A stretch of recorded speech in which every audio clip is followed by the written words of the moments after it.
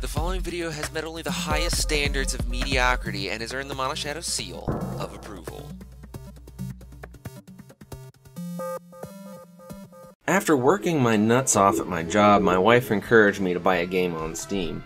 Having been a fan of Castlevania Symphony of the Night for some time, and learning that Bloodstained had just been released, I opted to buy it.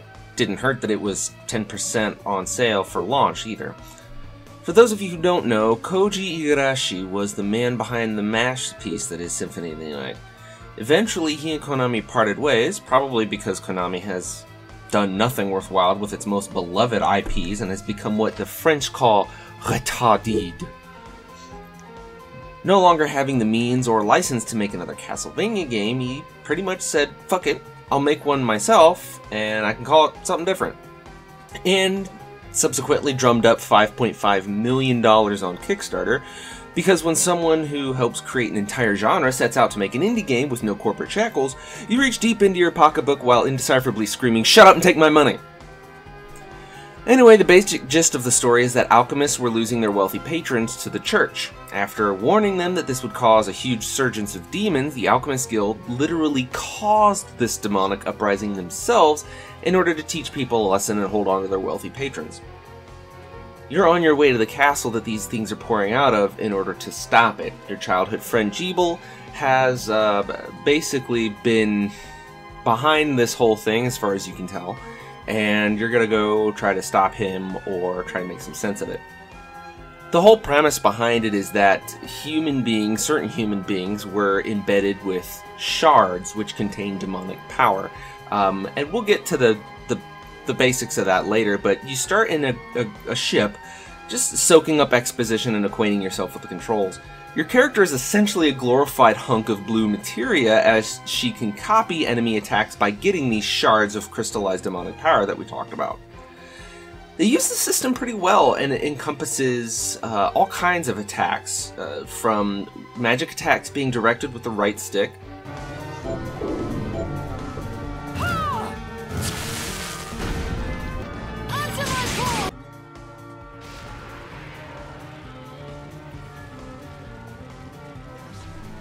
sub-weapon-like magic attacks,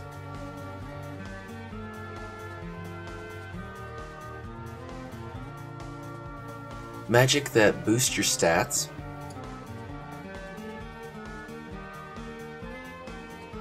familiars,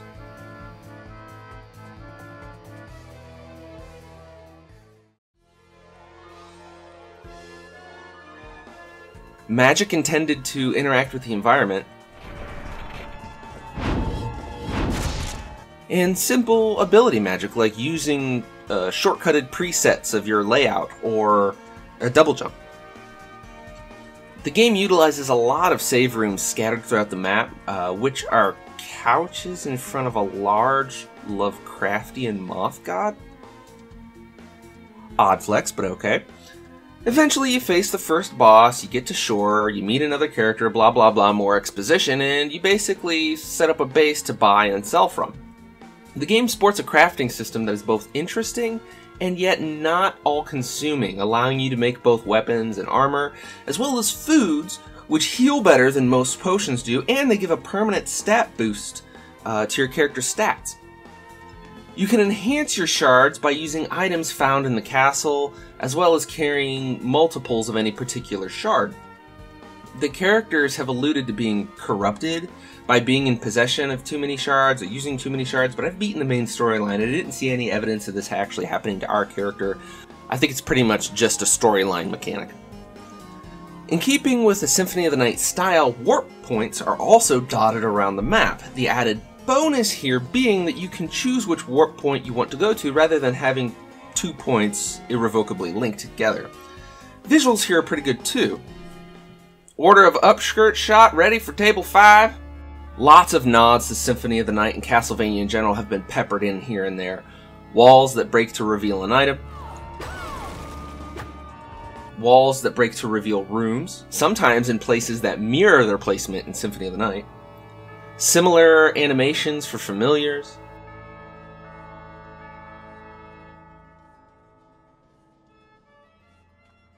the weapon and armor variety, even a cryptic dude in a library with a space underneath him. Interesting point here, this guy is actually a vampire, and he's the only vampire in the game, and he allows you to loan out books that will actually give your stats boosts while those books are checked out. I thought this was a great way to bring back the old merchant while not making you wait to buy and sell items until you're far enough into the castle. And if that wasn't cool enough, he's actually voiced by Robert Belgrade, who is the voice of Alucard from Symphony of the Night. Here to take out a book? That tome is especially valuable. Make absolutely sure you return it. The storyline is enough to keep you moving forward, but contains a few tropes that we're all kind of used to seeing. The quest system is pretty simple. One lady is, kill X number of Y and I'll give you a thing. And the other old lady is, give me the food above my head and I'll give you a thing. This can seem kind of grindy at first, but you're gonna grind regardless due to the nature of a Metroidvania. The genre naturally lends itself to moving back and forth across a very large map, and this map is pretty big, trying to figure out what you've missed. The beauty of the crafts and quests system in this game is that it allows you to make grinding mean something other than just experience. There were plenty of times that I decided to use a shard for the first time, only to find out that I had a dozen of the ingredient needed to upgrade it because I had killed 100 of that enemy while I was trying to figure out where I had to go and what I needed to do. It makes the time you spend trying to progress feel much less wasted, and I love that. Don't get me wrong, this game has its issues, and we'll discuss a few of those now. First off, this game is new, so crashes are inevitable. The save rooms seem to be dotted around pretty generously, and one of the reasons why is because this game can and will crash. I lost about 30 minutes of good solid progress due to a crash, and I saved every chance I got after that. Second, while I appreciate that Iga wanted to get some more storyline and some more voice acting into the game than he had in Symphony of the Night, the beginning of the game is a little cutscene heavy. And hell, they aren't even really cutscenes, it's really more like lengthy dialogues between two characters. Don't get me wrong, the voice acting is really good and it's full of well-known actors. David Hayter, Robert Belgrade, and those are just two of the more well-known ones if you're a Castlevania fan, or a Solid Snake fan for that matter. But at one point I started reading faster than they spoke and just skipped the dialogue entirely because I wanted to play the game. Third, methods of progression at certain points of the game can be somewhat obtuse.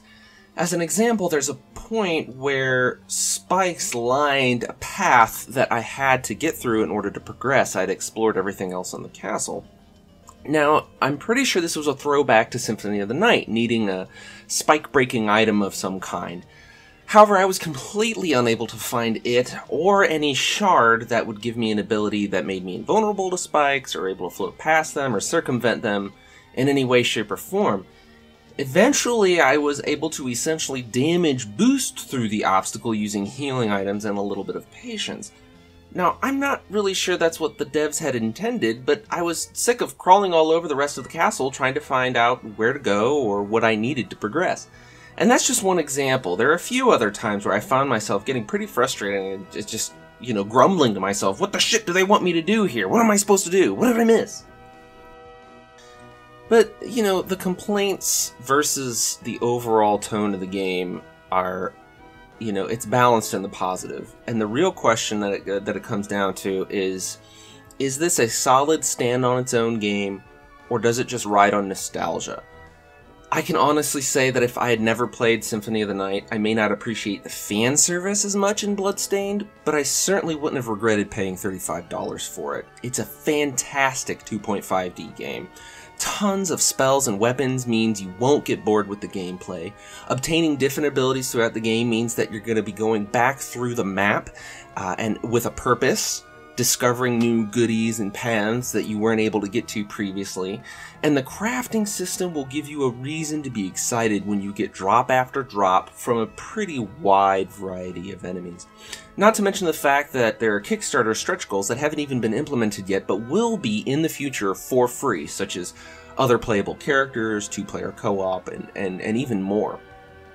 There's even a point in the game where you can find a hidden room, and it's an 8-bit level called 8-bit Nightmare.